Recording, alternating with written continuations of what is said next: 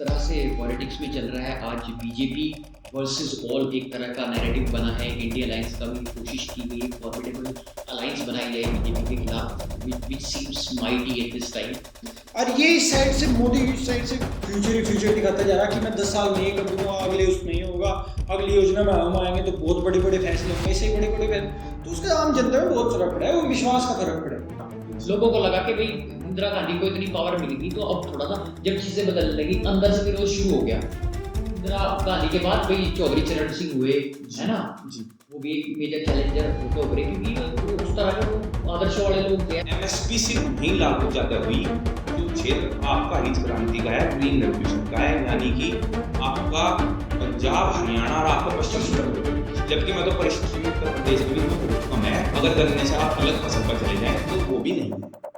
क्या बदलाव है किसानों की स्थिति में? कुछ 19-20 तो आता भाई, कितने विधायकों ने या कुछ करके बहुत बड़ा आंदोलन करा हो, किसानों को 10 पैसे का भी फायदा तब से हुआ। आप बताओ भाई किसका इसका पेमेंट अच्छा हुआ, हमने या ये चीज इंश्योर करवाई। हमारा खून तुम्हारी देश, तुम्हारी जाति, इसके ऊपर फख्र, ये बात है। लिबरल तो होने नहीं देते भाई, तुम है, तुम्हारे अंदर खून है, तुम उसका फख्र है कि तुम हिंदुस्तानी हो। तो उनका सबसे बड़ा मुद्दा यही है। उन्होंने वो गांव में जाके क्या कहते हैं किसानों को, पंजाब के किसानों का एमएसपी मिल रहा है, उनको 2500-2600 पर क्विंटल का रेट मिल रहा है गेहूं का, है ना। वो आंदोलन कर रहे हैं दिल्ली में, तुम अपना गेहूं 1500 का बेच रहे हो और तुम शराब पी के लेट जाते हो यहाँ पे।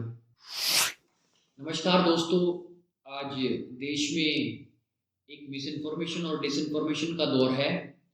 ऐसे में हमें समझने की आवश्यकता है क्या चीज़ें समाज में सही हैं, क्या चीज़ें समाज में गलत हैं। सबसे पहले तो हम इन दोनों टर्म को समझें कि मिस इन्फॉर्मेशन क्या होता है, डिसइन्फॉर्मेशन क्या होता है। मिस इन्फॉर्मेशन का मतलब है कि हमें गलत जानकारी होना, गलत डेटा हमारे सामने होना किसी भी चीज़ को लेकर, चाहे वो सामाजिक हो, आर्थिक हो या राजनीतिक हो। डिसइन्फॉर्मेशन का मतलब है जानबूझकर उन चीज़ों को प्लांट करना, किसी पर्पस के तहत, किसी मोटिव के तहत, कि जानकारी लोगों तक सही ना जाए। तो इन्हीं सब चीज़ों को ध्यान में रखते हुए हमने एक प्रयत्न किया है, हमने अपना एक यूट्यूब चैनल बनाया है ताकि हम सही जानकारी, सटीक जानकारी लोगों तक पहुंचाएं। इसका मकसद कुछ भी चीज़ों को एडिटोरियलाइज करना नहीं है, ना ही कोई अपना ओपिनियन देना। खासतौर पर जो भी मुद्दे समाज में चल रहे हैं, जो भी राजनीति के मुद्दे हैं, उनको थोड़ा थोड़ा ल्यूसिड बनाना, थोड़ा सिंपल बनाना, ताकि लोगों तक वो सिंपल भाषा में उनको समझाया जा सके और इश्यूज को लेकर के एक बहुत आम तौर से डिस्कशन किया जा सके, चीज़ों को आपस में बैठ के चर्चा करें। कोई कंक्लूजन नहीं निकालना है किसी चीज़ में से, बस बातों में बहुत सारी इंफॉर्मेशन मिल जाएं और सब चीज़ें डेटा ड्रिवन हो, फैक्ट्स के साथ सारी चीज़ें हों, कुछ लोगों तक गलत चीज़ें ना पहुँचे। इसी प्रयत्न के साथ हमने अपना एक यूट्यूब चैनल बनाया है जिसका हमने नाम रखा है तर्कसंगत। बिल्कुल हम कोशिश करेंगे, बिल्कुल तर्क के साथ हर बात को यहाँ पर रखा जाए। और मेरे साथ दो और मेरे मित्र इस मुहिम में जुड़े हैं, रक्षित निर्वाल और विनय। हम तीनों लोग काफ़ी वीडियोस बनाने की कोशिश करेंगे, काफ़ी मुद्दों पर। उसमें हमारा राजनीति पर भी फोकस रहेगा, कुछ सामाजिक मुद्दों पर भी रहेगा। तो जैसे अब चीज़ें इसलिए भी ये ज़्यादा ज़रूरी हो जाती हैं क्योंकि आम चुनाव में कुछ ही टाइम बचा है, देश में आम चुनाव हैं, और ये कुछ ऐसा दौर होता है जिस वक्त एक बहुत गलत जानकारियों का, मिस इन्फॉर्मेशन का बाज़ार बहुत गर्म रहता है। ये बहुत जल्दी से प्रोपेगेट करती है, सोशल मीडिया बहुत एक तरह से हाइपर एक्टिव इस दौर में हो जाती है। तो ऐसे में कहीं ना कहीं समाज में जो लोग चीज़ों को समझ सकते हैं, उनकी जिम्मेदारी बन जाती है कि चीज़ों को जो जिस तरीके से चीज़ें हैं उसी तरीके से प्रेजेंट उनको किया जाए, उनको सिंपल बना करके। और जो पर्दे के पीछे चीज़ें चल रही हैं, क्योंकि एक राजनीति में टर्म होती है सब्सटेंस और सेंसेशन। सेंसेशन जो होती है वो लोगों तक बहुत जल्दी पहुंचती है, जबकि सब्सटेंस जो होता है वो कहीं ना कहीं हिडन रह जाता है, लोगों तक वो नहीं पहुंचता। तो रक्षित और विनय और मैं तीनों मिलकर के कोशिश करेंगे कि इसको अच्छे से हर मुद्दे पर समय समय के साथ हम वीडियोस बनाएं। और खासकर 2024 जो आम चुनाव होना है, जो जनरल इलेक्शन होना है, उसकी पृष्ठभूमि में ये चीज़ें बहुत इंपॉर्टेंट हो जाती हैं।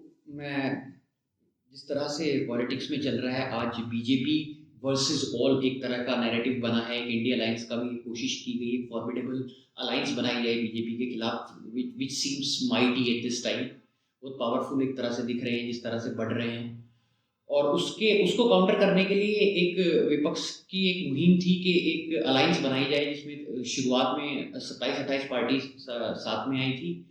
उसके बाद काफ़ी दल उससे बाहर निकलने लगे, वो दल टूटने लगा। तो अभी चीज़ें बहुत क्लियर नहीं हैं अगर विपक्ष को कहीं एक तरफ, दूसरी तरफ प्रधानमंत्री मोदी हैं, बीजेपी हैं, जिन्होंने अभी रिसेंटली अपनी एक पहली लिस्ट भी एक तरह से निकाल दी है कैंडिडेट्स की, और लगातार मतलब बहुत फेरवेट, बहुत वेहमेंट कैंपेन, एक तरह से बहुत आर्डेंट कैंपेन उनकी काफ़ी टाइम से चल रही है। अभी सीसी की मीटिंग हुई, उससे पहले स्टेट वाइज मीटिंग हुई, कोर कमेटी की मीटिंग हुई।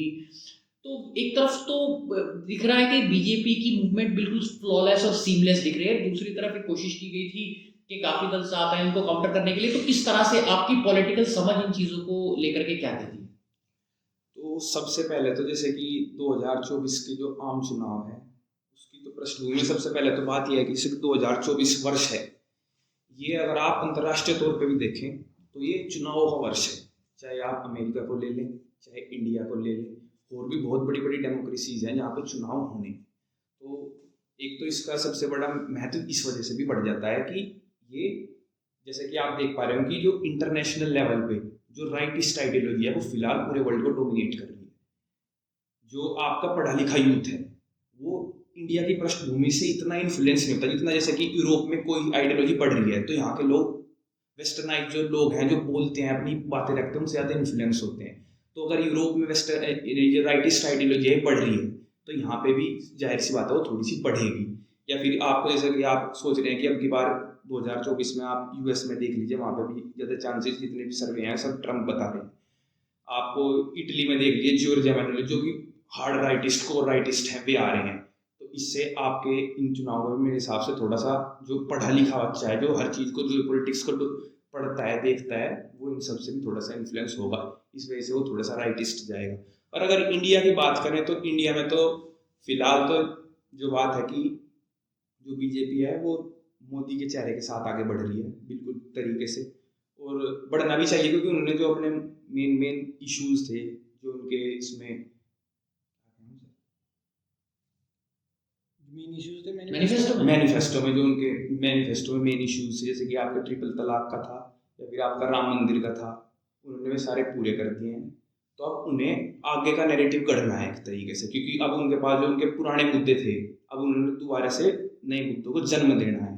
तो उसके लिए जैसे कि उन्होंने शुरू भी कर दिया है कि आपको ज्ञान वापी वाला दे ले लो आप, जो और जगह की तीनों जो 3 तीर्थ हैं मेन की वाराणसी और ये मथुरा और ये आपका अयोध्या, इन तीनों का वे as a mega project develop कर रहे हैं और उन पर उन्होंने अपने आगे आने वाला नैरेटिव भी सेट कर दिया है। तो उनके पास अपने आने वाले की 5 साल की 10 साल की उनके पास नैरेटिव है कि हाँ हमें इस चीज़ पे लेके चुनाव को आगे बढ़ना है।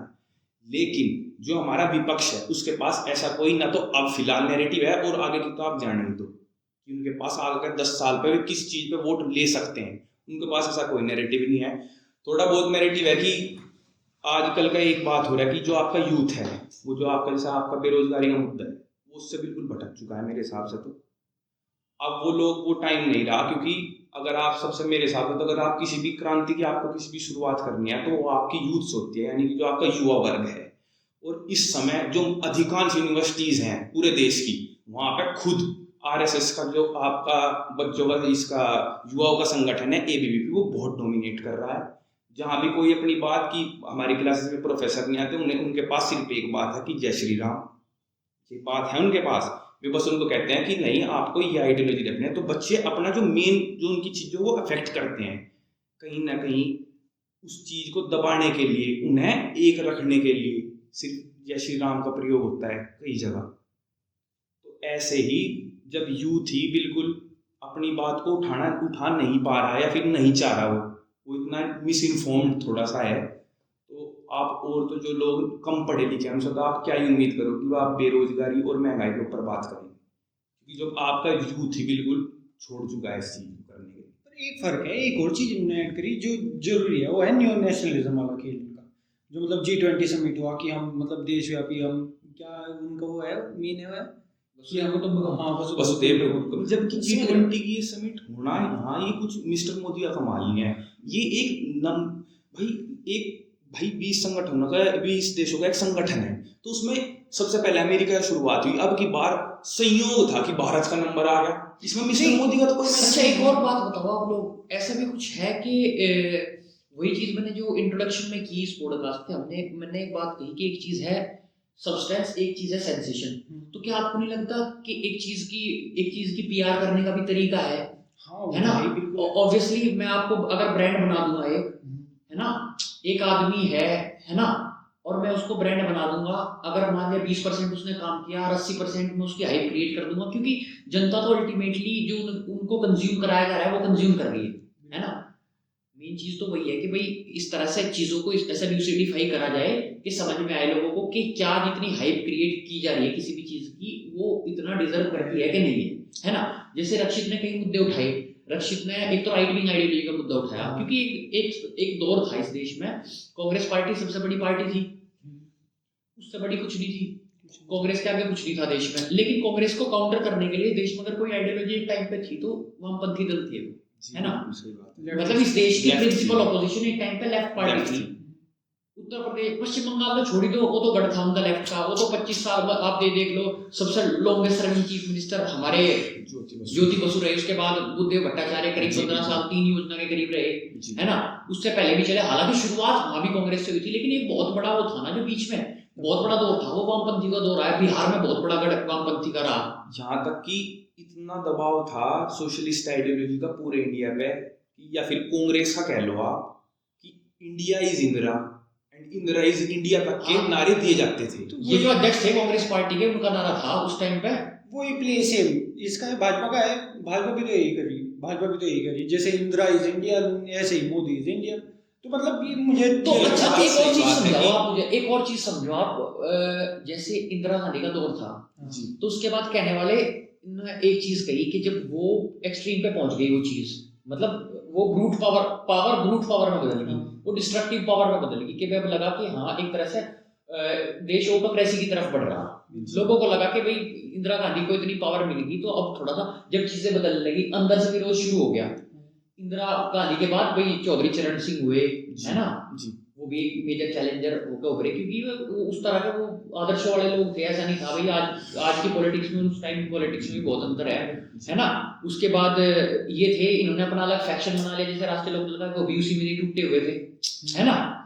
और बाकी और भी लीडर गए उसके बाद, इमरजेंसी के टाइम पे बहुत सारे इमरजेंसी के टाइम पे भी गया। इमरजेंसी के बाद तो सबसे बड़ा ही खैर, उसके बाद वो पूरी सोशलिस्ट मूवमेंट जेपी मूवमेंट शुरू हुई, और छोटे छोटे जो नीतीश कुमार है, लालू प्रसाद यादव है, ये सब उसी मूवमेंट की देन है ना, मुलायम सिंह यादव भी उसी की देन है। तो एक बात बताओ, एक तो वो आइडियोलॉजी की बात कर दी हमने, चलो ठीक है। बीजेपी में आपने कहा चलो लेफ्टिस्ट समय के साथ साथ खत्म हो गए। अब मेरे ख्याल से तो उसका कारण यही रहा कि बहुत आउटडेटेड आइडियोलॉजी हो गई थी, अडेप्ट नहीं कर पाए नए, है ना। अब रूढ़िवादी भी हमेशा नहीं रह सकते। आपकी देखो, आपकी बिल्कुल सोच अच्छी थी, करप्शन का आपके यहाँ कोई ऐसा नहीं था कि भाई अभी कोई हुआ है। आप आज तक के नेता हैं बहुत सारे, भाई वो पेंशन का भी आधा पैसा पार्टी फंड में डोनेट कर रहे हैं, वो घर ऐसा कुछ खास नहीं है उन पे, है ना। एक तरह से उस तरह से दिखा है कि भाई एक तरह से डिसिप्लिन है पार्टी में, लेकिन थोड़ा सा रूढ़िवादी इतने हो गए कि जहाँ आने वाली जनरेशन है ना उस आइडियोलॉजी को एम्ब्रेस नहीं कर पा रही है ना। दूसरा कारण रक्षित ने बताया, चलो वामपंथी तो इस तरह से खत्म हो गई, है ना, राइट विंग आइडियोलॉजी प्रोपोगेट हो गई, है ना। दूसरा कारण इसके साथ, क्या आपको नहीं लगता कि इसके साथ साथ Modi is somewhere forming a concoction of everything, मतलब एक तरह से मिश्रण है जिसमें आपका डेवलपमेंट भी है, खासकर इंफ्रास्ट्रक्चर डेवलपमेंट, अपीसमेंट की पॉलिसीज भी हैं, जो मैंने, है ना। अब एक नेशनलिज्म बहुत बड़ा मुद्दा है ना, बहुत बड़ा, है ना। ये तो मासिक, मतलब एक तरह से पूरे देश को ये लगने लगा, कब रियलाइज होने लगा कि हाँ हम इस चीज को बहुत गर्व से इस चीज को कहेंगे। तो क्या आपको लगता है कि उसके साथ साथ भाई जो, चलो कंटेंशियस इश्यूज तो है, किसी के लिए कंटेंशियस होंगे, किसी के लिए होगा कि भाई रिलीजियस इश्यू है, वो कहेंगे भाई एक तरह से सामाजिक ताना बना हुआ है, उसको एक नुकसान पहुंचाएगा जी। लेकिन ऐसा भी तो है कि वो आइडियोलॉजी उनके लिए तो जो बिल्कुल कोर हिंदुत्व आइडियोलॉजी है, उसके भी कुछ फॉलोअर्स हैं, उन्हें आप ना तो ओवरलुक कर सकते हैं, ना उसको आप गलत ठहरा सकते हैं। भाई एक आदमी अगर हिंदुत्व में विश्वास करने वाला, और मोदी को भाई उन्होंने मंदिर के ऊपर वोट दिया, किसी भी चीज के ऊपर वोट दिया, तो उसका अधिकार है, सबके अपने अपने मुद्दे हैं, इश्यूज हैं, तो सारी चीज को अगर कंसिडर करो तो क्या ये नहीं लगता कि एक तरह से ये मोदी की बहुत बड़ी जीत रही कि उसने ऐसे नहीं है कि भाई विकास को ओवरलुक करके इसे नहीं, मतलब नहीं, वेहेमेंटली इस चीज को पुश करा, है ना। इसमें मैं एक बात बताऊं, जो कांग्रेस में या कोई भी इनके बीजेपी के खिलाफ है, सबसे बड़ी एक चीज है जो मुझे लगे, वो है विजन की। जो विजन लैक करे ना दूसरी पार्टी में इसके मुकाबले, ये हर चीज में 10 साल की योजना, ये योजना 15 साल की योजना, दूसरी पार्टी में कहीं भी ऐसा कुछ नहीं दिखता कि राहुल गांधी या किसी भी उससे पूछ लो आप, कोई विजन है भाई, कुछ भी है उनका, बस ये कुछ नहीं है, बस मोदी के खिलाफ, मोदी का सब्सिट्यूट। सही बात है। तो ये सबसे बड़ी चीज है, मतलब कोई भी जो आम जनता है वो जुड़ना चाहती नहीं इस वजह से, वो फ्यूचर ही देख रही है उस साइड में। और ये इस साइड से मोदी इस साइड से फ्यूचर दिखाता जा रहा कि मैं 10 साल में ये कर दूंगा, अगले उसमें ये होगा, अगली योजना में हम आएंगे तो बहुत बड़े बड़े फैसले होंगे, ऐसे बड़े बड़े फैसले। तो उसका आम जनता में बहुत फर्क पड़ा है, वो विश्वास का फर्क पड़ा है। तो दूसरे पे विश्वास समय के साथ मुद्दे पैदा करते जा रहे हैं। हाँ, मंदिर का मुद्दा खत्म हुआ तो उन्होंने सीए पैदा कर दिया, अब सीए खत्म हुआ तो फिर उन्होंने यूनिफॉर्म सिविल कोड पैदा कर दिया, अब यूनिफॉर्म सिविल कोड खत्म होगा तो फिर उसने अपनी मंदिर वाली आइडियोलॉजी को आगे बढ़ाने के लिए और सब इंक्लूड कर लिए, मथुरा इंक्लूड कर लिया। अब 10 साल तक 15 साल तक इनमें केस चलेगा। तो चलो वो तो बात ठीक होगी, लेकिन कहीं ना कहीं लोग इस चीज को भी समझेंगे कि इसके अलावा भी कुछ और इश्यूज हैं। जैसे आप इसका काउंटर क्या है विपक्ष के पास? मेरे तो हिसाब से जैसे कि ये काउंटर बात है कि विपक्ष के पास 2-3 अच्छे जो काउंटर है। एक तो मेन है अनएम्प्लॉयमेंट, ये बहुत ठाडा है, बिल्कुल है भाई। और एक दूसरा है किसान आंदोलन का, जो किसान मतलब बीजेपी का, जिसमें तो मतलब कोई वो है ही नहीं कि बीजेपी किसान के लिए मतलब बिल्कुल भी पार्टी बिल्कुल भी ठीक है नहीं। वो ना किसी योजना के थ्रू दिखा या नहीं दिखा, छोटे मोटे थोड़े मोटे वो दिखे, लेकिन मुझे बड़ा वो नहीं लगता। लेकिन 2 मुद्दे इन पे काफी बड़े हैं जो विपक्ष पर अच्छे से बुनाए नहीं जा रहे। अगर ये इन 2 मुद्दों को बुना है तो एम्प्लॉयमेंट में ठीक है दिक्कत कि अच्छा कि आप थोड़ा सा रेफरेंस जिसमें इंदिरा गांधी का ही ले लो। इंदिरा गांधी ने 1971 में पाकिस्तान के 2 टुकड़े कर दिए, तो उस अब आप थोड़ा सा कंपेयर करो कि उसकी लहर कितनी रही होगी। जबकि मोदी जी ने 2019 का चुनाव सिर्फ पुलवामा में जीत लिया, 40 आतंकवादी 50 आतंकवादी, चलो 100 आतंकवादी मार के, और उसने तो उस टाइम उस देश के 2 हिस्से कर दिए थे। और वो भी चीज ऐसे है भाई, उसमें भी वो भी डूबियस है एक तरह से, कोट एंड कोट, है ना। विपक्ष कह रहा क्या कि भाई ऐसा हुआ नहीं हुआ, पाकिस्तान कह रहा भाई ऐसा कोई बहुत हमारे साथ ही इस बिल्कुल विश्वास रखे इस चीज पर, भाई सैन्य कार्रवाई हुई वहां पे, वो हुआ, बिल्कुल सही बात है, सरकारी आंकड़े आए। लेकिन जो इंदिरा गांधी वाला था वो तो इंटरनेशनल लेवल पे क्लियर थी ना पिक्चर, से भाई ये हुआ, विजुअल्स आए उनके सरेंडर करते हुए, जिस तरह से है ना, जिस तरह से वही उसको डिवाइड करा। थोड़ा सा आजकल की जो भाई यूथ है या फिर जब हमारे से एक पिछली पीढ़ी भी है, वे थोड़ी सी राइट आइडियोलॉजी के डोमिनेशन में। कारण मैं उसका बता दूं, क्योंकि 70 साल तक आपके यहाँ भले ही लेफ्ट ने, पर सोशलिस्ट जो आइडियोलॉजी है उसने डोमिनेट करा है। पहले लोगों के लिए कि भाई जब देश आजाद हुआ थोड़ा सा बेरोजगारी, गरीबी, ऐसे मुद्दे हावी करते थे। अब लोग थोड़े से मध्यम वर्ग में ज्यादा आ गए, उनके लिए गरीबी इतना बड़ा मुद्दा नहीं रहा, बेरोजगारी इतना बड़ा मुद्दा, क्योंकि पहले अगर बच्चे की नौकरी नहीं लगेगी तो परिवार के पालन पोषण पर अस्तित्व पर सवाल था। अब वो उस परिवार के पालन पोषण अस्तित्व से थोड़ा सा उठ के थोड़ा सा ये हो गया कि हाँ भाई हम और अपर मिडिल क्लास लाइफ में थोड़ा सा स्टैंडर्ड भी चाहिए, तो उनके लिए अब वो इतना कट्टर मुद्दा नहीं रहा। अब वे चाहते हैं कि हमारे देश की अंतरराष्ट्रीय लेवल पर अच्छी पहुंच हो, जो कि ना माने आप चाहे कोई मानता हो चाहे ना मानता हो कि इस सरकार में आपकी जो अंतरराष्ट्रीय लेवल पे जो आपके देश की पूछ है वो बड़ी है, बहुत बड़ी है, बिल्कुल इस बात को आप मान सकते हैं। अच्छा, आपने किसान का मुद्दा उठाया ये, तो क्या आपको लगता है कि बहुत एस्टेब्लिश्ड है प्रॉब्लम, बहुत पुरानी है? ऐसा नहीं है भाई, ये आपने कहा बीजेपी ने कोई बहुत ऐसा कोई डिसाइसिव तो नहीं, तो ऐसा तो कोई ऐसा हमेशा किसान के सामने मतलब कृषि एक तरह से आप देखो श्रिंक करते करते कहाँ आ गया। आज मेरे ख्याल से 12 से 15 के करीब % इकोनॉमी रह रही कृषि की, 12% है जो इकोनॉमी में योगदान है, और एक टाइम पे 60-65% था। और जबकि आप देखो, आप ये डेटा देखो, हम कोशिश कर रहे हैं कि यही कि डेटा ड्रिवन चीजें लोगों को बताएं। एक समय था जिस वक्त देश की 65% है ना, जो 65% इकोनॉमी में कंट्रीब्यूशन था ना, वो 65% कृषि क्षेत्र का था, है ना। आज के टाइम पे कितना है? 12%। ये श्रिंक हो गया, है ना। इसके ऑपोजिट डिपेंडेंस देखो, कितने % लोग डिपेंडेंस है कृषि पे अपनी जीविका के लिए? 65% के करीब, 60-65 के करीब है ना, 50 से 65 के बीच है। आप देखो, अब 50% इस देश के 50% लोग उस चीज पे डिपेंडेंट है जिसका इकोनॉमी में कंट्रीब्यूशन सिर्फ 12% आगे श्रिंक होते होते। उसका कारण क्या है? मतलब इसके तरफ आपको ये नहीं लगता कि एक तरह से एक एंटरप्रेन्योर की स्पिरिट एक तरह से किसानों की में भी आनी चाहिए। किसान एक तरह से बहुत रूढ़िवादी तरीके से चल रहे हैं या बहुत कुछ चेंजेस लाने की कोशिश नहीं कर रहे। आप एक बात तो देखो, आप एक चीज देखो, हमारे देश में आज के टाइम में अगर आप बात करो ग्रीन रिवॉल्यूशन से पहले के टाइम पे, उस टाइम पे क्या दौर था, मतलब भुखमरी का ऐसा दौर था कि जो यूनाइटेड स्टेट्स वगैरह उसमें समुद्र में डाल दिया गया था ना, वो स्ट्रेन कर उसको छान के इंडिया लाया जाता था, है ना, तो वो उसका इस्तेमाल है था। आज हमारा देश ना गेहूं में सरप्लस है, चावल में सरप्लस है, हर चीज में, दूध में, उसमें, मतलब ये समझ लो आप, या तो टॉप पे है या टॉप 5 में है, हर चीज के सीरियल्स में, ईडब्ल्यू में, जितनी भी चीज है सब में वो है ना। तो एक तरह से ये तो सप्लाई डिमांड वाला गेम है ना।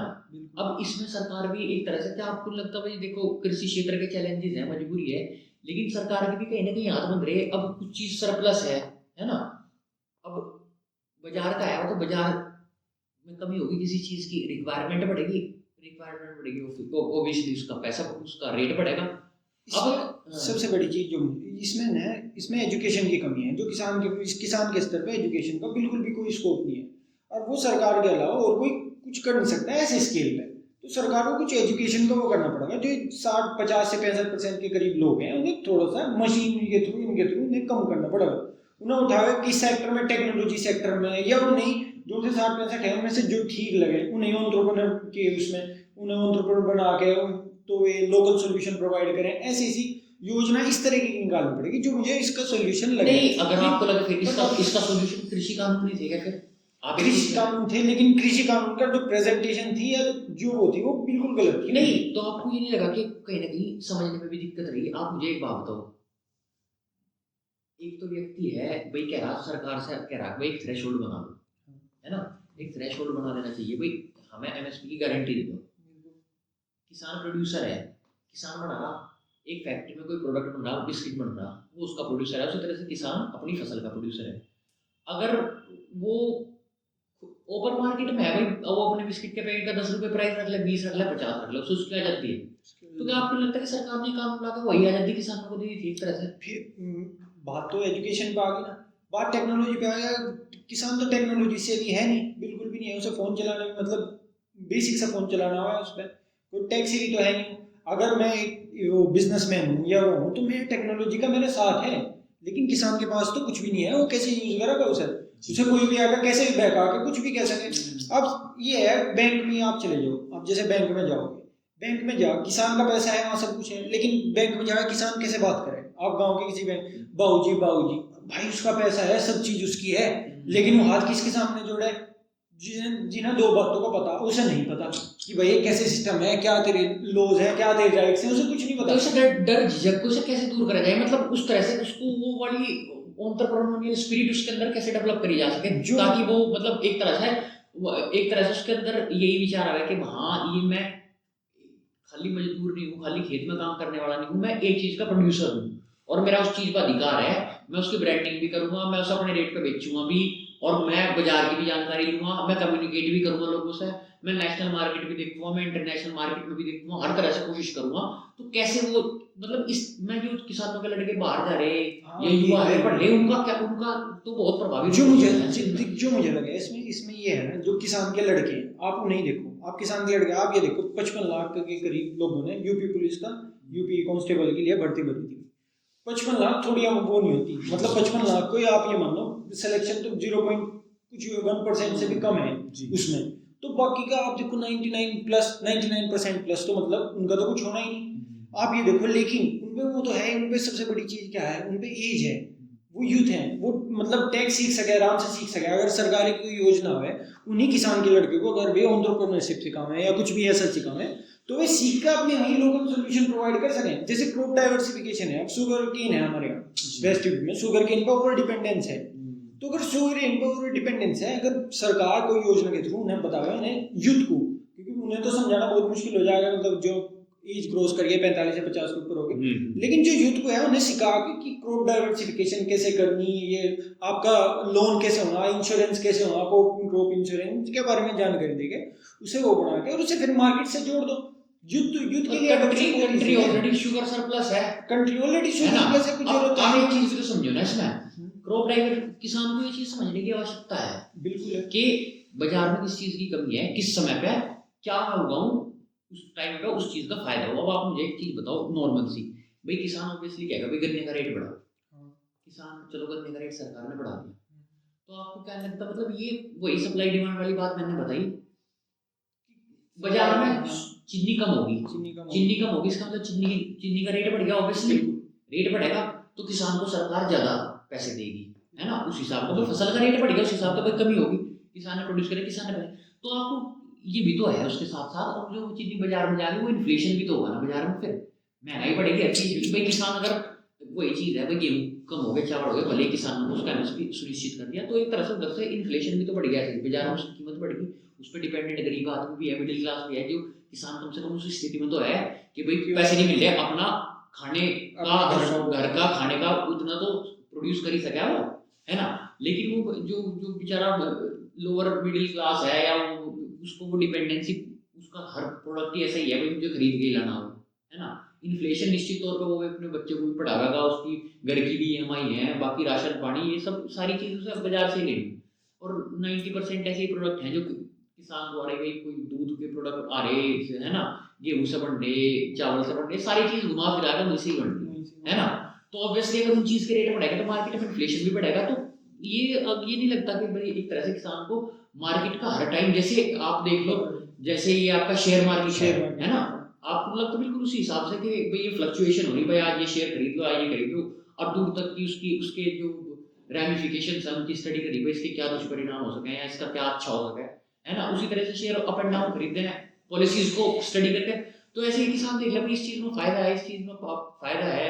भाई कपास की खेती है, इस चीज पे कमी चल रही है, अब सरकार को, लोगों को समझने की आवश्यकता है, भाई किसी किसी फसल पे मस्टर्ड हो गया, ये हो गया, एमएसपी सरकार ने ज्यादा दे दी, तो उस चीज से थोड़ा सा ऐसा आइडिया लग जाए कि भाई एमएसपी सरकार इसकी ज्यादा भी दे रही, बाजार में देखिए भाई इस तेल की कीमत बहुत ज्यादा है, अगर इसकी मैं खेती करूँ या किसी ऐसी उससे जुड़ गया, है ना, तो वो मतलब आगे तक की चलो पैकेजिंग तक की बात है, कहीं संपर्क साधु किसी से कि वो हो सके, तो ये वही सप्लाई डिमांड वाली बात है, जिस चीज़ की कमी लग रही उस चीज़ को वो करे, इसी तरीके से क्रॉप डाइवर्सिफिकेशन होगा, और उसमें किसानों के जो यूथ हैं उनको एक तरह से अब इनिशिएटिव लेने की आवश्यकता है, क्योंकि ये तो लॉस मेकिंग सेक्टर है, ये 65% से कितना श्रिंक होगा, 12% तक रह गया, और आने वाले टाइम में अगर ऐसे रहा तो ये ऐसा काम हो जाएगा कि भाई बड़ी बड़ी फैक्ट्री एग्रीकल्चर को चलाएंगी, जैसे हाँ बस उसी तरीके से हो जाएगा यूरोपियन कंट्रीज में।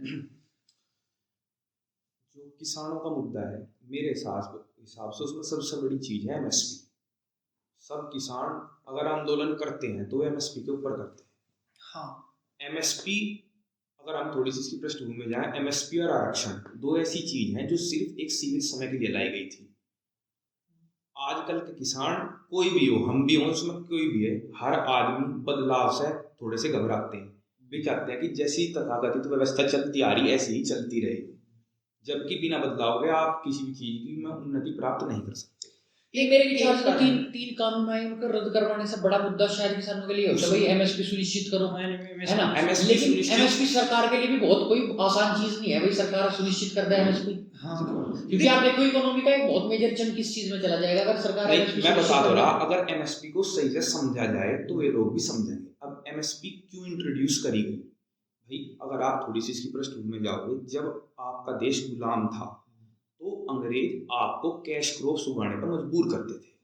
नील की खेती होती थी, कपास की होती थी, जो चीज कैश क्रॉप है, फूड क्रॉप तो थी नहीं। अगर फूड क्रॉप होती तो आपके भुखमरी कैसे आपके देश में, ठीक है, तो वे कैश क्रॉप पर आपको मजबूर कर रहे थे, सब कैश क्रॉप उगाया कर रहे थे देश में।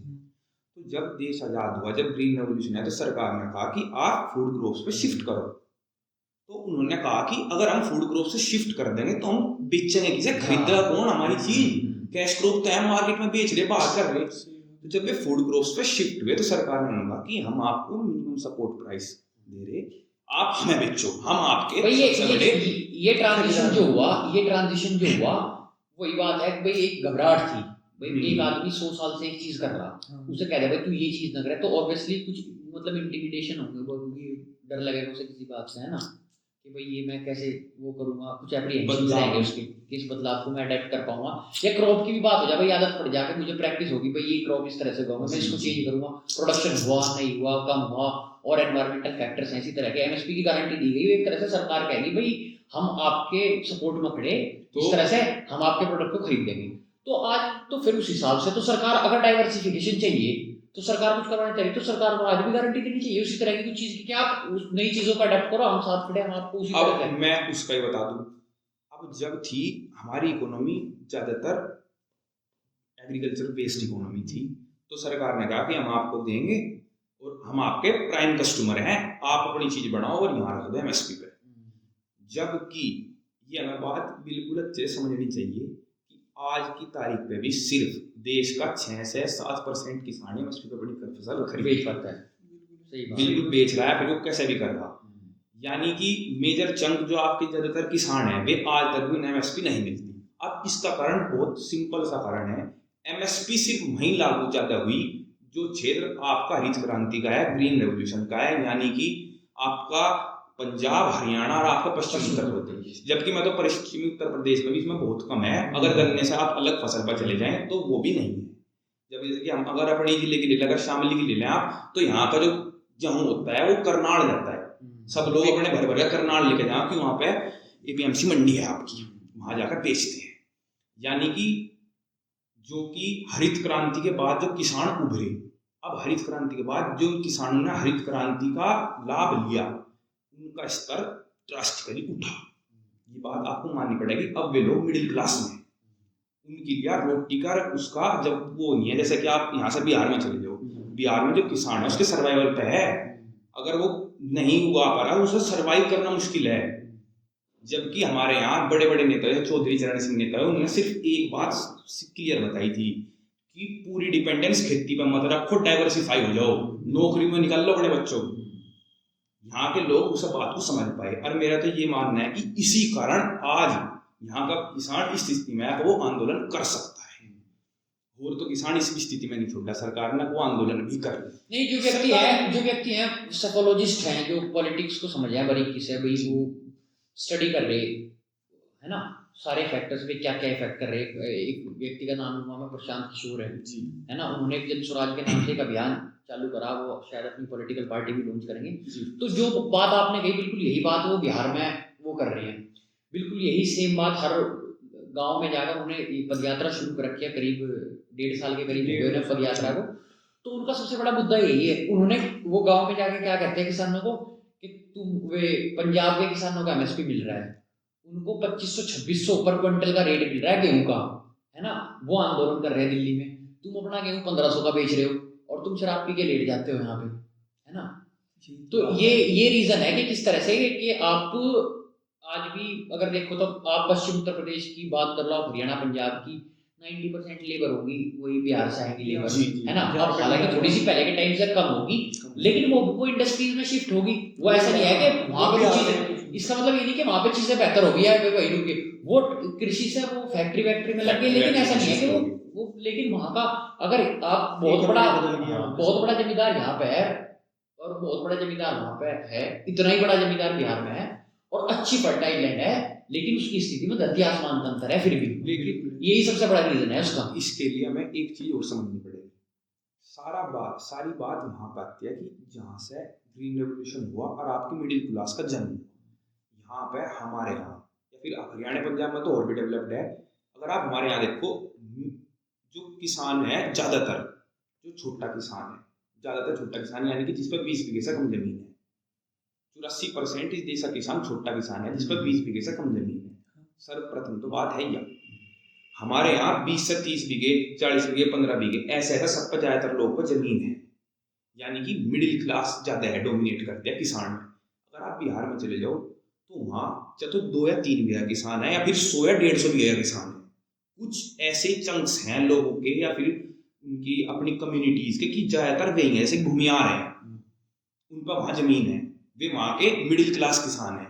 या फिर जो छोटे किसान हैं, या फिर आपके जो जिन्हें आप कह सको राजपूत हैं, उन पर वहाँ तक ज्यादातर 150 या फिर 1000 बीघे के चंके हैं, उनके पास इतनी जमीन है। तो वहाँ पे मिडिल क्लास का जो किसान है वो इतना नहीं है, या तो किसान बहुत छोटा है जिसके सर्वाइवल पे है, या फिर बहुत बड़ा है जिससे इस चीज से ज्यादा कुछ मतलब है नहीं, वो होल्ड भी कर लगा, स्टोर भी कर लगा अपने ग्रुप को, हर चीज हर फैसिलिटी है उसको। तो मेरे हिसाब से तो कि जो किसान आंदोलन में एक कारण ये दिया है कि सिर्फ पंजाब हरियाणा या पश्चिम उत्तर प्रदेश का किसान ही क्यों आंदोलन करता है भाई, इसलिए आंदोलन करता है क्योंकि उसने थोड़ा अपने आप को डाइवर्सिफाई कर रखा, उनके घर में और भी थोड़े से स्रोत हैं इनकम्स के, उसके सर्वाइवल पर नहीं है बात, अफोर्ड कर सके, वो अफोर्ड थोड़ा सा कर सकते हैं। चलो इस डिस्कशन को थोड़ा सा काफी चीजें डिस्कस करी, बहुत व्यापक डिस्कशन इस चीज के ऊपर हुआ, काफी चीज निकल के आई, फैक्चुअल बात हुई, काफी आंकड़ों के साथ हमने चीज रखी। थोड़ा सा पॉलिटिक्स के बारे में भी डिस्कशन करेंगे भाई, जैसे एक तरह से अभी चुनाव हैं और इस तरह से इंडिया अलायंस बना था, फिर काफी दल नीतीश कुमार उससे टूट के गए, फिर आखिरी में अब अगर पश्चिम उत्तर प्रदेश की बात करें, बहुत आरएलडी एक भाई बहुत सिग्निफिकेंट पॉलिटिकल पार्टी है। अगर पश्चिम उत्तर प्रदेश के बारे में बात करें, काफ़ी प्रभाव है लोकसभा की दृष्टि से, अगर देखो तो शायद 5, 7, 8 के करीब सीट हैं जो प्रभावित करते हैं निश्चित तौर पे। तो उस हिसाब से अभी देखो ये मतलब इतना बड़ा ट्रांजिशन हुआ जिसकी लोग बहुत ज़्यादा उम्मीद नहीं कर रहे थे, क्योंकि आप देखो अगर बात करें समाजवादी पार्टी और राष्ट्रीय लोकदल का अलायंस हुआ था, मतलब अब पब्लिक डोमेन में ये बात थी, दोनों नेताओं ने ट्वीट कर दिया था कि भाई हमारा अलायंस हो गया। उसी के 7, 8, 10 दिन बाद सिनेरियो बिल्कुल ऐसा बदला कि मतलब पूरा पश्चिम उत्तर प्रदेश में एक तरह से कंफ्यूजन की स्थिति, मतलब people are kind of voters are perplexed, किस साइड जाए, क्योंकि एक narrative you are vehemently, you are ardently pushing a narrative, है ना, that this government is pro industry and anti farmers, है ना, एक तरह का ऐसा नैरेटिव लिया और एकदम से ही आप उस पॉलिटिकल पार्टी को ज्वाइन कर दो, तो निश्चित तौर पे आपका जो कन्वेंशनल वोटर है, या कह दो आप जाट वोटर है या किसान वोटर है, अब उसको समझ नहीं आ रहा कि किस तरह की ये इसको कैसे एम्ब्रेस करें, कैसे अडेप्ट करें इस नई चीज को। तो ये बहुत जो ये डेवलपमेंट हुआ पॉलिटिकल, उस पे आपकी क्या राय है, मतलब क्या किस तरह से आप इसको देखो कि इसको क्या सही हुआ या गलत हुआ, इसका फायदा होगा, नुकसान होगा, किस तरह से समझो? दो चीजें हैं इसमें, एक आरएलडी उससे देखें, अगर पॉइंट ऑफ व्यू से देखें तो दो चीजें हैं, एक है उनका शॉर्ट टर्म और एक है लॉन्ग टर्म। शॉर्ट टर्म में तो मेरे ख्याल से आरएलडी को शायद थोड़ा बहुत या काफी भी हो सकता है, काफी फायदा हो सकता है, क्योंकि अगर आप जयंत चौधरी जो आरएलडी के प्रमुख हैं, उनकी अगर आप छवि देखो तो उनके पास एक भी अपना डेवलपमेंट गिनाने के लिए अपना कोई काम नहीं है, कोई नहीं है उनके पास। ये नहीं है कि वो ये बता दे कि चीनी मिल लगाई थी या मैं प्रधानमंत्री रहा है, कुछ भी कोई मंत्रालय नहीं रहा, मतलब अब तक कोई मंत्रालय नहीं रहा, कुछ नहीं रहा। तो सबसे बड़ी कमी वही है, डेवलपमेंट गिनाने में कुछ नहीं है उस आदमी के पास। तो सबसे बड़ी कमी मुझे ये लगती है उसे। तो भाजपा के मतलब भाजपा के साथ जाने के बाद तो शायद मुझे लगता है कि एक मंत्रालय मिल सकता है। तो अगर मंत्रालय मिलता है तो मतलब वो कुछ काम करके दिखा सकते हैं, जो जनता है, जो वेस्ट यूपी की जनता है, जहाँ मेजर चंक है, जहाँ वोटर्स का मतलब आरएलडी के वोटर्स का, तो वहाँ जाकर उन्हें शायद कुछ काम करने के दिखावे उन्हें कि बताएं कि भाई मैंने ये काम करा तो इसलिए आगे ऐसी इस चीज़ पे मुझे वोट दियो। जैसे अजीत सिंह ने चीनी मिलें लगाई थी, तो उनके पास कुछ थी बात कहने में कि भाई मुझे इसके ऊपर वोट दो, मतलब कुछ डेवलपमेंट करके दिखाया। उद्यान मंत्री भी थे, उसमें भी डेवलपमेंट करके दिखाया। तो जो मुझे शॉर्ट टर्म में लगता है, शॉर्ट टर्म में ये फायदा तो होगा। और एक चौधरी चरण सिंह जी को मतलब भारत रत्न मिलना, वो तो बहुत बहुत बहुत बड़ी बात है, मतलब बहुत पहले मिलना चाहिए था लेकिन मिला। तो एक वो पॉइंट है। लेकिन लॉन्ग टर्म में अगर आप देखें, अगर आप लॉन्ग टर्म में देखें, लॉन्ग टर्म में मेरे ख्याल से नुकसान होगा, क्योंकि जो भाजपा है, भाजपा जो मुझे लग रहा कि जो वोटर्स हैं आरएलडी के, तो मेरे ख्याल से वो शिफ्ट कर जाएंगे भाजपा की तरफ, क्योंकि वो शायद वो हिंदू मेंटेलिटी या हिंदुत्व से कनेक्ट कर रहे हैं। और दूसरी चीज वो डेवलपमेंट वाली चीज भी है, वो एक नैरेटिव पुश कर रहे बार बार कि डेवलपमेंट, ठीक है। वहीं अपोजिशन के बाद या आरएलडी के पास भी कोई ऐसी चीज नहीं है जो मतलब वो गिनवा दे कि हम इलेक्शन जीतने के बाद कि हम ये चीज करवाएंगे, कुछ नहीं है उनके पास ऐसा कहने को, क्योंकि है ही नहीं कुछ भी, ऐसे कोई भी एक्सपीरियंस नहीं है, कुछ नहीं है जो मुझे लगे।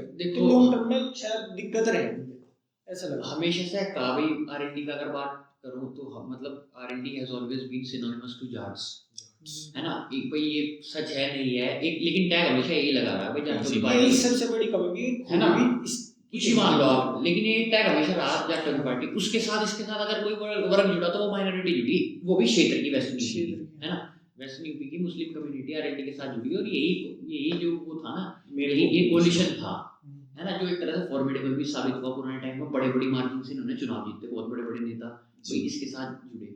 तो अब अगर बीजेपी के साथ चली गई भाई, एक तरह से अपना कोर वोटर उस तरीके से पश्चिम उत्तर प्रदेश में उस तरह तो कोई दिया उन्होंने माइनॉरिटी का, जी। है ना।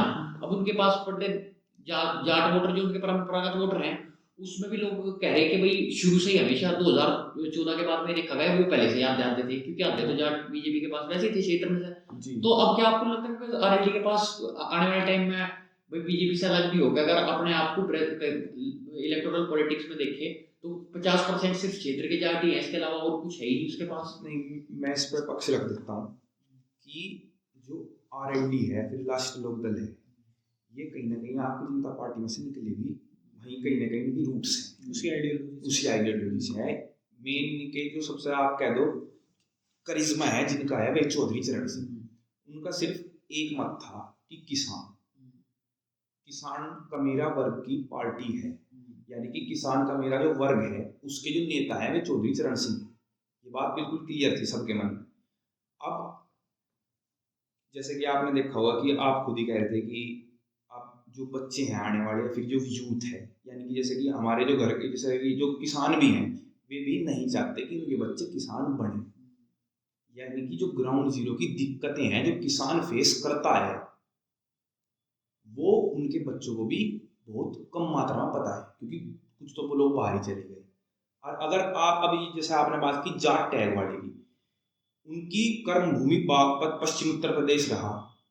यहाँ पे नेता वे किसानों के थे, किसान यहाँ पे सब हैं, यहाँ पे किसान गुज्जर भी किसान है, जाट भी किसान है, यहाँ तक कि मुसलमान भी किसान है, किसान सब हैं। लेकिन बात आती है कि कौन सी कम्युनिटी ज्यादा वोकल है। तो मेरे तो ये मानना है कि जाट थोड़े से ज्यादा वोकल हैं, और वो किसानों के नेता थे और यहाँ से आते थे। यहाँ का ज्यादातर किसान जाट है, इस वजह से उन पर जाटों का टैग लगा। चलो वो बात आपकी ठीक होगी, टैग लगा, बिल्कुल सही बात है भाई, इसलिए जाट वोकल थे, या एक तरह से मेरे हिसाब से ये भी फैक्टर है भाई, वो जाट कम्युनिटी से आते भी थे। हाँ, ये भी बात भी हो सकता है। और दूसरा एक कारण आपने बताया कि भाई मेन चीज थी, चौधरी चरण सिंह ने हमेशा किसानों का पक्ष रखा, किसानों की बात करी, उसमें किसी भी वर्ग का, किसी भी कास्ट का, किसी भी रिलीजन का किसान हो। लेकिन वो चीज आपको लगता है कि वो सिर्फ चौधरी चरण सिंह तक ही सीमित थी, है ना। उसके बाद भाई अब आरएलडी भले ही जयंत चौधरी कह दो कि भाई हम तो गुज्जर किसान की भी बात कर रहे, हम तो दलित किसान की भी बात करें, हम तो किसान कमेरे, लेकिन वो वर्ग उनके पास वो इलेक्टोरल पॉलिटिक्स में तो रिफ्लेक्ट नहीं हो रही ना वो चीजें। ये चौधरी चरण सिंह ने एक सबसे बड़ी चीज की थी, जो अजगर हाँ, इकट्ठा था, तो वो मेरे ख्याल से जयंत चौधरी के साथ जय जय ही रह गए उसका जाट ही।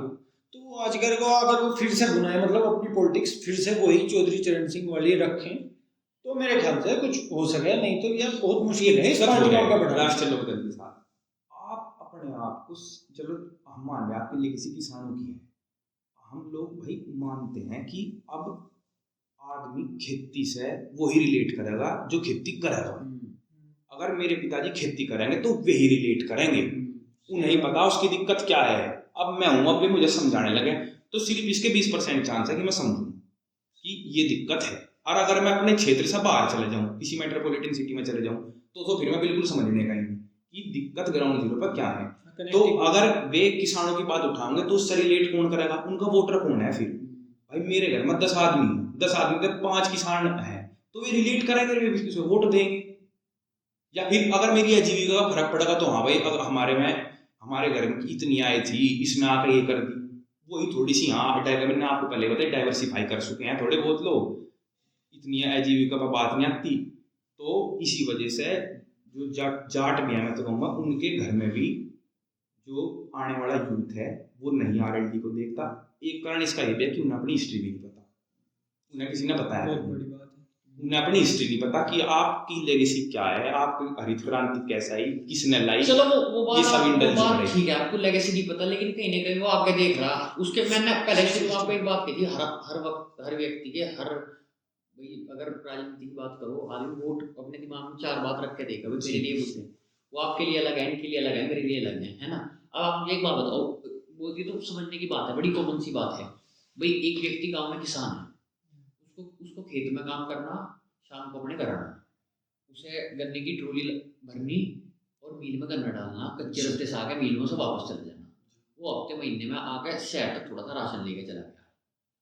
अब जियो पॉलिटिक्स, मोदी का करिश्मा, है ना, इंडिया का ग्लोबल एक्सेप्टेंस, इंडिया की किसी भी चीज़ में, इकोनॉमी में रैंकिंग, इंफ्रास्ट्रक्चर डेवलपमेंट, हाईवे, है ना, वो उसके लिए रिडंडेंट है मेरे हिसाब से तो मुद्दे, बिल्कुल है ना, समझ रहे हैं ना आप बात को।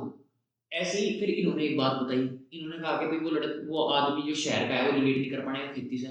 अब एक व्यक्ति जो कभी खेत में नहीं गया, जिसे खेती के बारे में कुछ नहीं पता, है ना, वो ना एमएसपी के मुद्दे पे सरकार को वोट देगा, वो मोदी के खिलाफ कहोगे वोट देते मोदी के खिलाफ, वो कहेगा क्यों दूँ मैं, कि किसानों को एमएसपी नहीं मिल रही।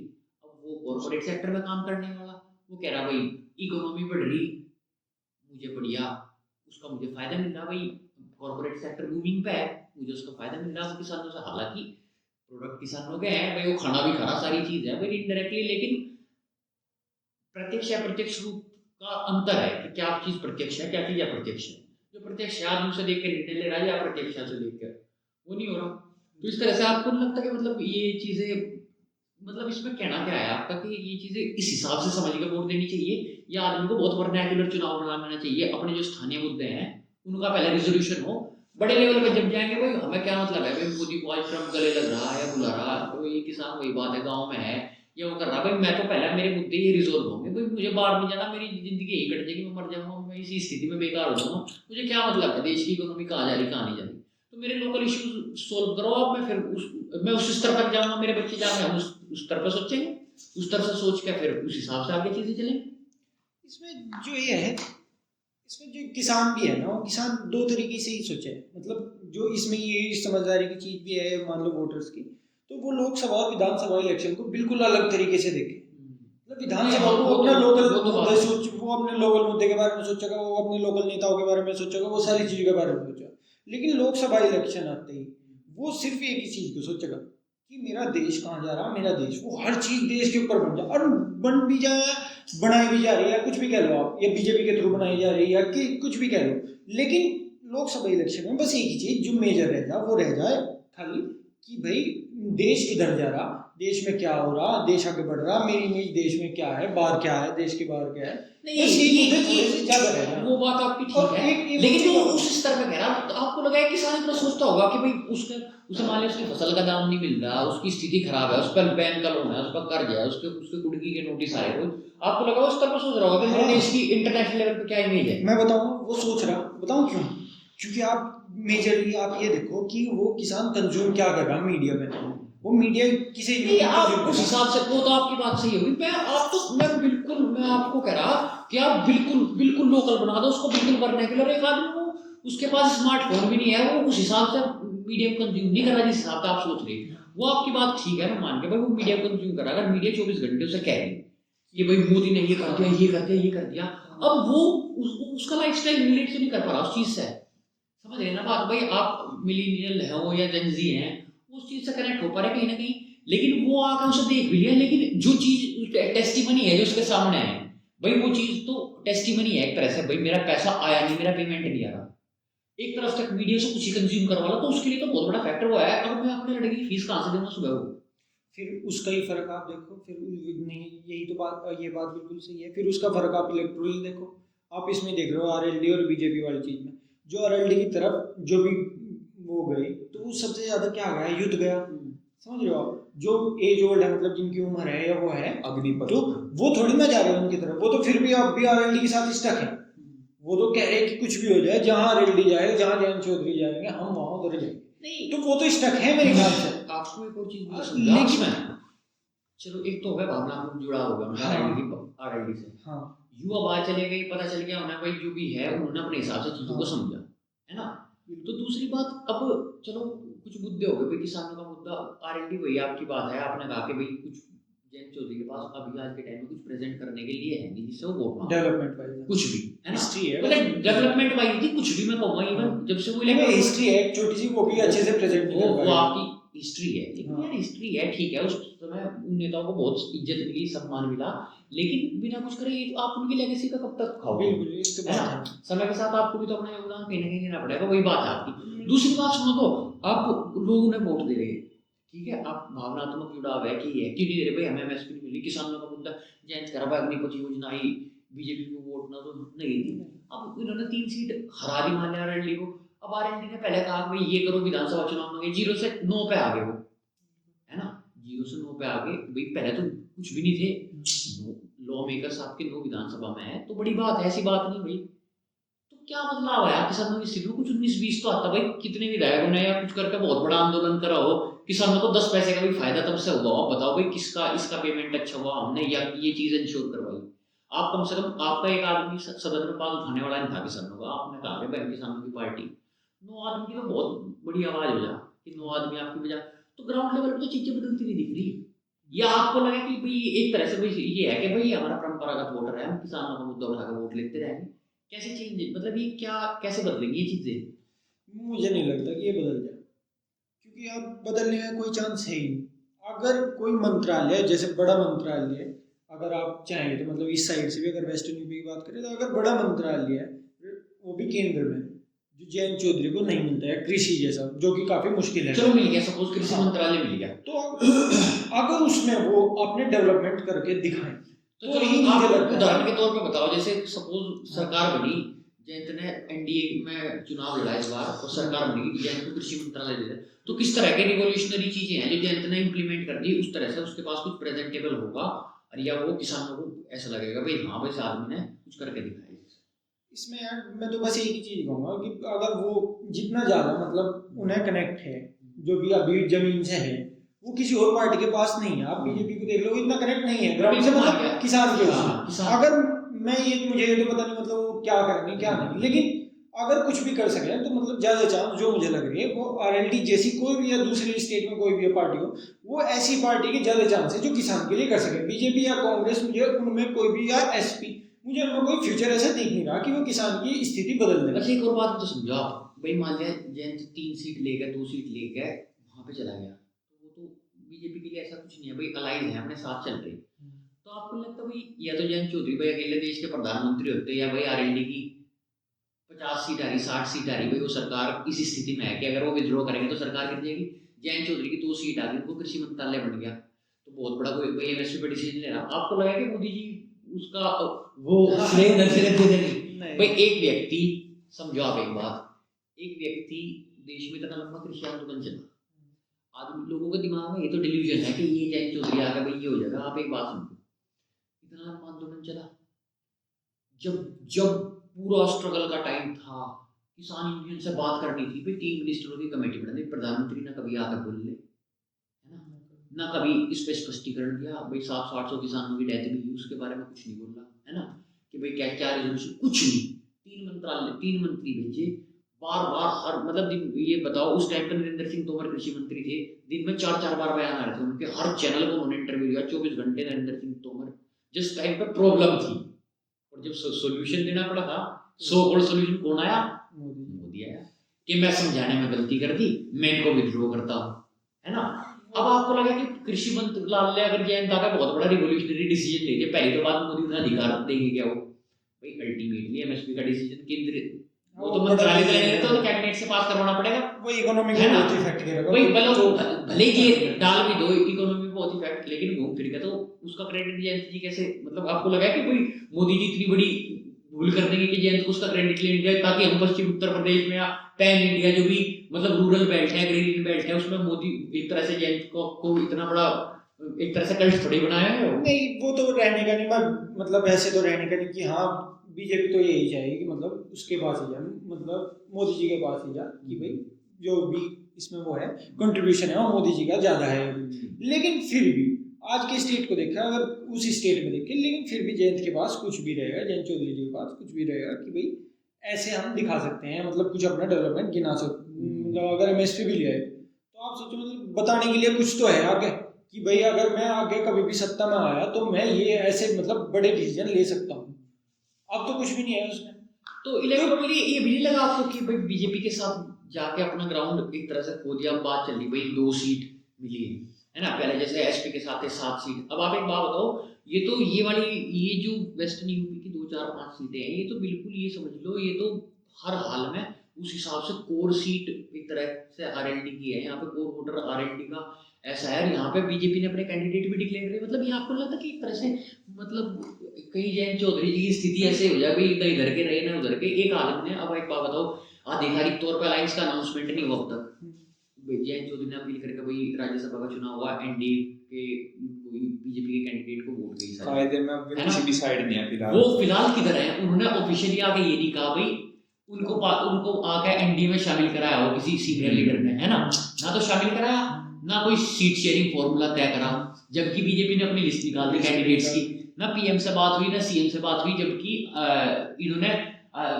सपा के कैंडिडेट को हरा के बीजेपी के कैंडिडेट को राज्यसभा में जिता दिया, है ना। तो आपको क्या लगे, मतलब एक तरह से ये अलायंस की भाई एक व्यक्ति की बेइज्जती कर रहे हैं, भाई उसे यही नहीं पता कि भाई कि मैं हूँ किधर, या मैं मेरी किसी सीनियर लीडर से मीटिंग नहीं हुई, कुछ सीट शेयरिंग फॉर्मूला नहीं मेरे पास।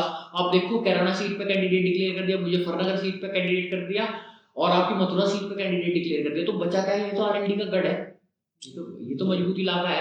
आरएलडी हमेशा यहाँ पे कैंडिडेट फील करती है, और बहुत अगर जीतती थी तो बहुत अच्छा प्रदर्शन हमेशा से करके आई।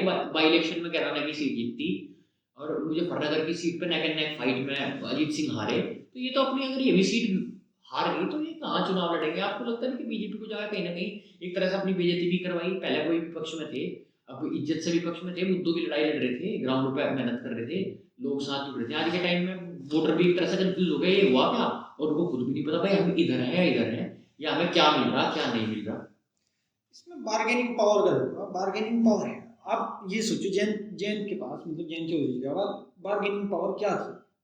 बीजेपी को इलेक्टोरली कोई भी जरूरत नहीं थी आरएलडी के साथ, मतलब अगर आरएलडी भी ना होती तो मतलब ये सीट जीतनी थी लोकसभा में, विधानसभा नहीं, लोकसभा में जीतनी थी।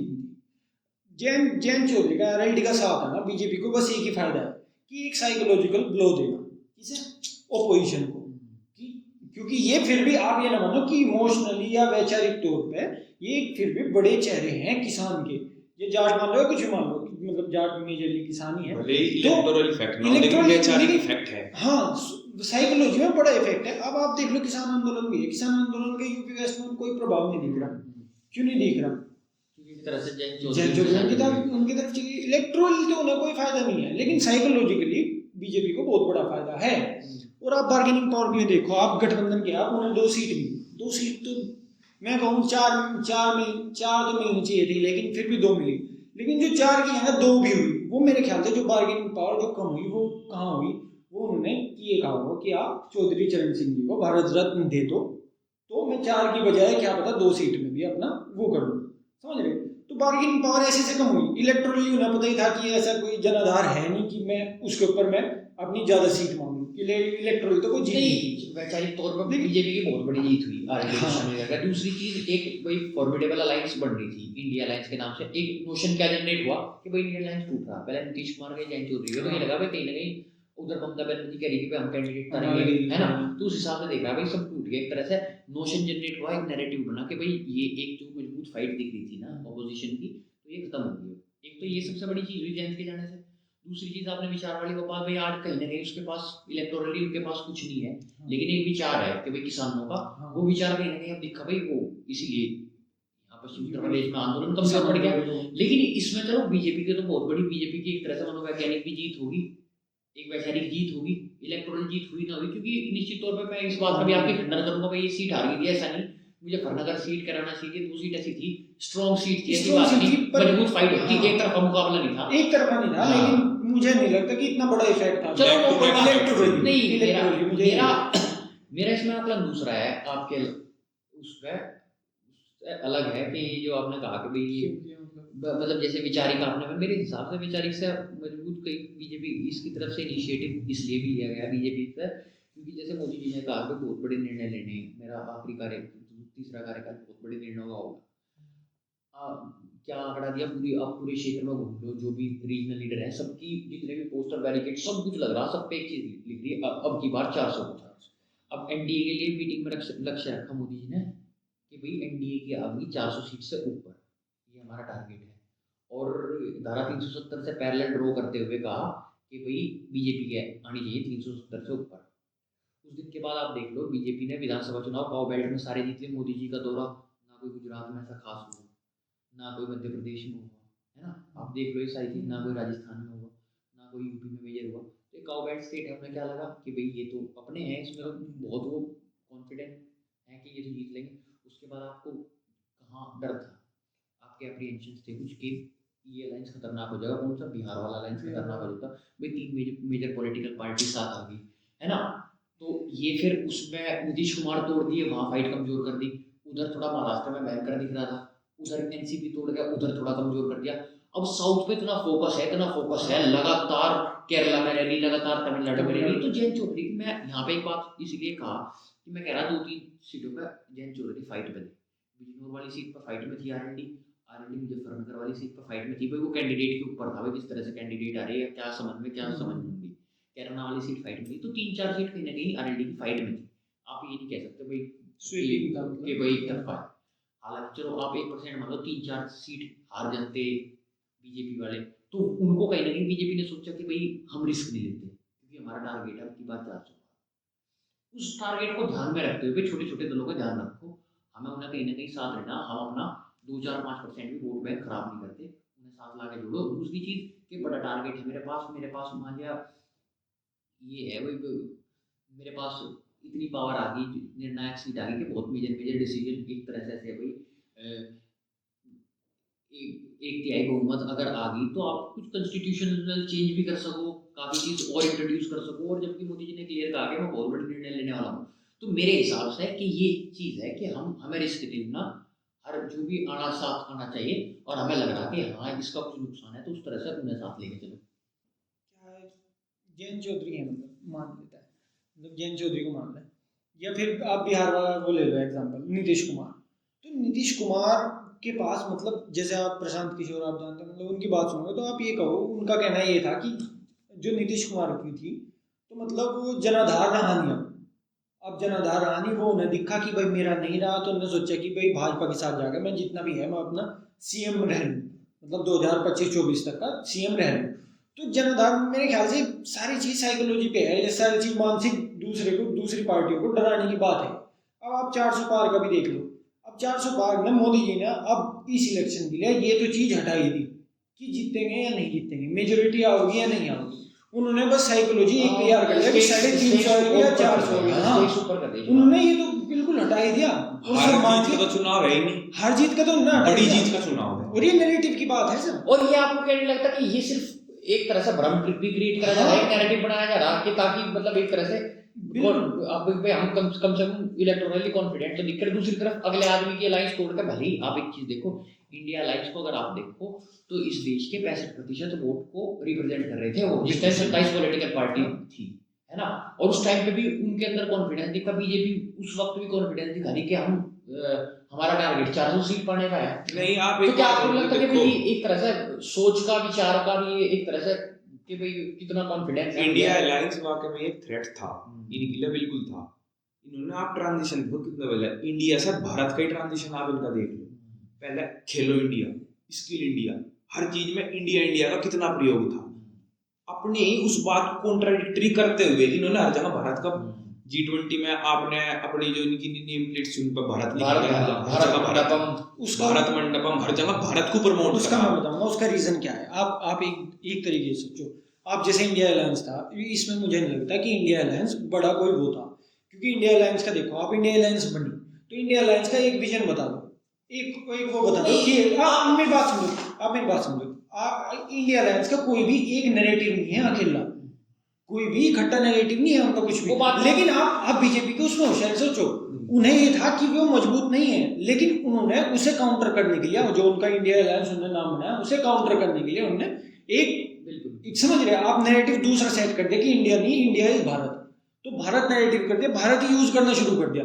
आप बीजेपी की वो देखो कि वो अगर उन्हें छोटा सा भी वो लगे ना, मतलब दे गो फॉर द किल, वो है ना वो डायलॉग है कि दे गो फॉर द किल, क्यों मारने के लिए जाना, अगर उन्हें थोड़ा सा भी लगे ना तो वे उसे बिल्कुल खत्म कर देंगे उसे। अगर उन्हें लगे उनके खिलाफ कुछ भी खड़ा हो रहा वैसे, मतलब इलेक्टोरली या पॉलिटिकली, तो वे उसे खत्म करने के लिए बिल्कुल उसमें, वो बात बिल्कुल सही है, ऑर्गेनाइजेशन वो बात एक बात खूबी है। इंडिया अलायंस में कौन से दल आए जिन्होंने हमेशा पूरी जिंदगी एक दूसरे के खिलाफ पॉलिटिक्स करी, है ना। भाई कोई सोच सके था भाई वामपंथी और ममता बनर्जी एक स्टेज पे आएंगे, भाई ममता बनर्जी ने बंगाल से वामपंथी खत्म करे, किसी को था कि आम आदमी पार्टी कांग्रेस एक मंच पे आएंगी कि जहां कांग्रेस खत्म हुई, जहां फुटप्रिंट्स कांग्रेस से खत्म करे, जहां वोट बैंक काटा वो आम आदमी पार्टी ने खत्म करा। आम आदमी पार्टी ने ये दिल्ली में जितनी वोट कटी वो सारी कांग्रेस की कटी, पंजाब में कांग्रेस खत्म करी, गोवा में, गुजरात में जहाँ भी रहे उन्हें नुकसान पहुंचाया, उसके बावजूद तो ऑब्वियसली आपकी बात ठीक है, विजन तो एनीवेज होना ही नहीं था इस अलायंस में। विजन क्यों नहीं होना था? सबके रास्ते अलग थी, सबकी विचारधारा अलग थी, एक कंपल्शन था, पॉलिटिकल कंपल्शन के तहत एक राजनीतिक मजबूरी के साथ ही साथ आए। लेकिन एक तरह से वोट बैंक जुड़ा। आप एक बात समझ लो, हर पार्टी का वोट बैंक है, अपना कार्डर है, वो जुड़ गया। आपने विजन की बात करी, तो आपको क्या लगा कितने परसेंट वोटर है जो विजन के बारे में सोच कर वोट डालते थे? विजन की बात थी, विजन की अलायंस, कम से कम एक अलायंस तो था। नहीं, अलायंस का आप अलायंस का देखो, आप अलायंस की देखो, अलायंस में सिनर्जी बताओ, आप सिनर्जी दिख रही कहीं भी? आप वो कोई भी अगर जनता किसी को वोट दे तो वो किसी ट्रस्ट में जो देगी कि भाई मुझे इसलिए ट्रस्ट है कि एक साथ हैं, ये इनको अपोजिशन है, कुछ भी है, लेकिन एक साथ है। लेकिन आप इंडियन अलायंस में देख लो, आप ट्रस्ट कहाँ दिख रहा? आप ममता बनर्जी ने कह दिया कि भाई मैं अलग अलग, वो बिल्कुल एसपी में और कांग्रेस में, यहाँ यूपी में देख लो, कोई दिख रहा सीट शेयरिंग पर? कोई इनका वो बात में वो तो बात ना ही यहाँ सिनर्जी दिख रही उनमें, ना कहीं भी। आप इस महाराष्ट्र में देख लो, कहीं भी कुछ भी सिनर्जी वो नहीं बात है। आपकी बिल्कुल ठीक है। जनता उस चीज को तो जरूर देखेगी कि हाँ भाई मैं एक तरफ तो ये है बिखरी हुई चीज है, उनके अंदर ही वो नहीं है, अंदर ही बिल्कुल सही बात है, सिनर्जी नहीं है, बिल्कुल सही बात है। लेकिन वो बिल्कुल ठोस हुआ है उनके पास। वो बात आपकी बिल्कुल सही है। आज की स्थिति से नहीं, जिस टाइम पे इंडिया अलायंस में, मैं उस टाइम से कह रहा कि आप एक कोई 65% वोट बैंक को आप रिप्रेजेंट कर रहे हैं।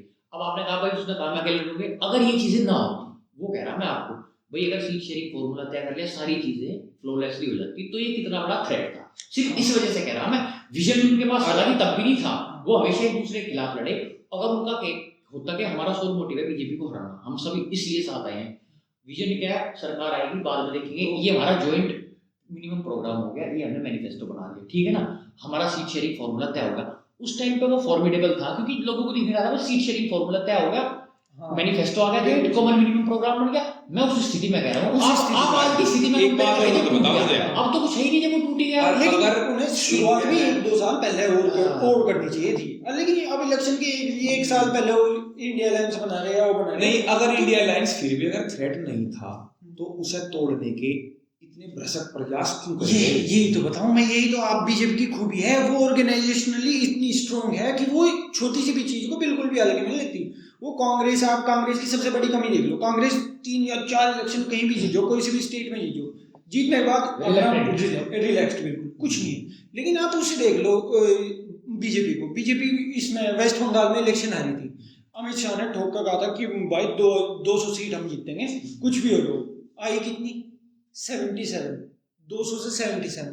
बीजेपी बिल्कुल डाउन थी, बिल्कुल आउट थी वेस्ट बंगाल में। लेकिन अब लोकसभा में फिर देख लिया, लोकसभा में उनका फिर से आरएसएस की वहां वो बढ़ती जा रही और उसकी पकड़ बढ़ती जा रही है, और बीजेपी की भी पकड़ बढ़ती जा रही है वेस्ट बंगाल में। बीजेपी को नहीं है कि अब वो हार गई तो बैठ गई, वो कांग्रेस वो काम करे, वो तो मतलब वो बिल्कुल डायलॉग मैं आपको इसका मैं आपको कारण बता, जैसे वो बिल्कुल भी आपकी कांग्रेस पार्टी है, कांग्रेस पार्टी का एक कैडर है, वो चुनाव के वक्त ज्यादा एक्टिव है, ठीक, सही बात है। अब चुनाव नहीं हो रहे तो वो कैडर इनएक्टिव है। जो बीजेपी है उसका एक कैडर है, वो चुनाव के वक्त सबसे ज्यादा हाइपर एक्टिव है, वो तो है ही। अब जब चुनाव नहीं है तो बहुत ज्यादा सहयोगी दल है, उनके पास आरएसएस है। अब एक आदमी आरएसएस का मेंबर है और वो बीजेपी का कार्यकर्ता है, वो विश्व हिंदू परिषद का भी आदमी है और वो बीजेपी में भी है, वो आ जाता है, वो बजरंग दल में भी है, वो यहाँ भी है। आप इनमें आरएसएस में डिसिप्लिन तो है ही, आप इसको बात को डिनाई नहीं कर सकते। उनका जो उनका वर्कर है, बूथ वर्कर है, वो डिसिप्लिन है, बिल्कुल है। अब इसी का ये कारण है कि जो आप कह रहे हैं कि वे एक्टिव दिखे। बीजेपी ये नहीं है कि उनके कार्यकर्ता जब भी इतनी ज्यादा हाइपर एक्टिव हैं, उनका जो नीचे से जो और संगठन है वे काम कर रहे हैं, और वो कारण सिर्फ है कि उनकी आइडियोलॉजी मिलती है, बस ये कारण है। अब अगर आपके पास कोई और ऐसा संगठन आ जाए कांग्रेस के पास जो सोशल लेवल पर काम करे, आरएसएस क्या है, सोशल लेवल पे ही तो काम करे कि डिसिप्लिन रहो, यूथ डिसिप्लिन रहे, नेशनल सब चीज नेशनलिस्टिक, नेशनल राष्ट्रवाद बढ़ाना, ये करना वो करना। आप कांग्रेस के पास अगर कोई संगठन नहीं है, नहीं, कांग्रेस के पास संगठन है, कांग्रेस के पास कांग्रेस जो उनकी सोशलिस्ट आइडियोलॉजी को उसके पैसे कोई नॉन पॉलिटिकल ऑर्गेनाइजेशन नहीं है जो सिनोनिमस हो आइडियोलॉजिकली, वो नहीं है उनके पास। लेकिन उनके पास अभी कार्यकर्ता, ऑन ग्राउंड कार्यकर्ता अगर किसी पार्टी के पास हैं जो बीजेपी को टक्कर दे सके, वो कांग्रेस के पास हैं जो ऑन ग्राउंड कार्यकर्ता है। लेकिन लीडरशिप इतनी खराब है कांग्रेस की, जो राहुल गांधी की, राहुल गांधी है मेरे ख्याल से, अब तो खड़ गए मतलब नाम को है, लेकिन जो लीडरशिप है कांग्रेस की वो बहुत ज्यादा खराब है। वो जो ऑन ग्राउंड कार्य करता है उन्हें यही नहीं पता कि करना क्या, समझ रही, उन्हें यही नहीं पता। लेकिन अगर बीजेपी से अगर कोई कमांड जा रहा तो वो चेन ऑफ कमांड इतनी बेहतरीन है, वो बिल्कुल आखिरी बंदे तक बिल्कुल वो की वही जाएगी। जो यहाँ से शब्द चला तो वो वहीं तक आखिरी बंदे तक वो शब्द पहुंचा।